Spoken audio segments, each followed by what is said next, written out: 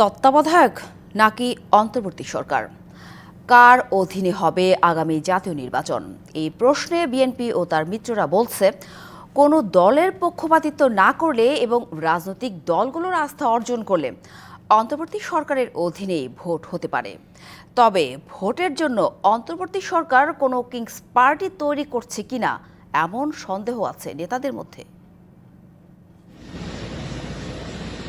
গণ আন্দোলনের মুখে ৫ই আগস্ট শেখ হাসিনার পতনের পর দেশ চলছে অন্তর্বর্তীকালীন সরকারের নেতৃত্বে। তারাও দেশে একটি সুষ্ঠু ভোটের পরিবেশ তৈরিতে নানা সংস্কারের উদ্যোগ নিয়েছে। সব সংস্কারের জননী হচ্ছে নির্বাচন। দেশের জনগণ, তাদের মতামত, তার মালিকানার প্রতিফলন, তার ইচ্ছার প্রতিফলন, এর বাইরে কারো কিছু করার নেই।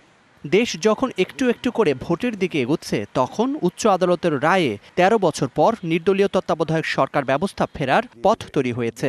রাজনীতির মাঠেও নতুন প্রশ্নের উদয় হয়েছে। অন্তর্বর্তী সরকারই কি তাহলে তত্ত্বাবধায়কের ভূমিকা নেবে? তারা এখন যে চেষ্টা করছে যে তারা একটা দল করতে যাচ্ছে, মনে হয় ছাত্ররাও দল করতে পারে, নাগরিক কমিটিও দল হতে পারে। এ সরকার তাহলে তলে কিংস পার্টি করতে যায় কিনা এটাও আমরা বুঝি না, বাট করতে পারলে করুক। তারা যেটি করতে চায় এই সরকার, সেটি এই তাদের ওই নতুন গঠিত রাজনৈতিক দলের মাধ্যমে করুক, বাট নির্বাচন ছাড়া তো সংস্কার করার প্রশ্নই ওঠে না। অন্তর্বর্তী সরকার তত্ত্বাবধায়ক সরকারে রূপান্তরিত হবার ক্ষেত্রে বেশ কিছু জটিলতা আছে।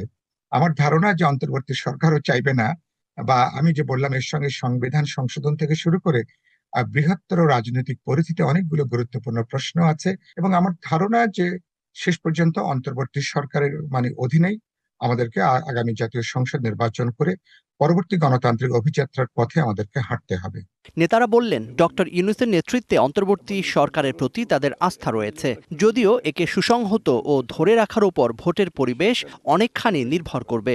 বিষয়টা কিন্তু গোড়া এক জায়গায়, যে কারণে কেয়ারটেকার সরকার খোলা হয়েছিল, যে দাবির পরিপ্রেক্ষিতে, সেটা হচ্ছে নিরপেক্ষতা নিশ্চিত করা। সেই বিষয়টা এখানে নিশ্চিত করতে হবে, সেটাই সবচেয়ে গুরুত্বপূর্ণ। সেটা এই সরকার কেয়ারটেকার সরকার হতে পারে, আবার নতুন নাইলে অন্য কিছু হতে পারে। যে ইন্টারিম সরকার যারা একটি নির্বাচন অনুষ্ঠান করতে যাচ্ছে, যে নির্বাচনটি ফেয়ার ইম্পার্শিয়াল হবে বলে আমরা আশা করি, কিন্তু তারা যদি পক্ষপাতিত্ব প্রদর্শন করে, কোনো দলের প্রতি প্রকাশ্যে বা গোপনে সমর্থন জানায়, তাহলে তো এই দেশের জন্য অনেক ক্ষতি হয়ে যাবে, তারাও গ্রহণযোগ্যতা হারাবে। Zakaria Ahmed, DBC news, Dhaka. সামনে পড়বে।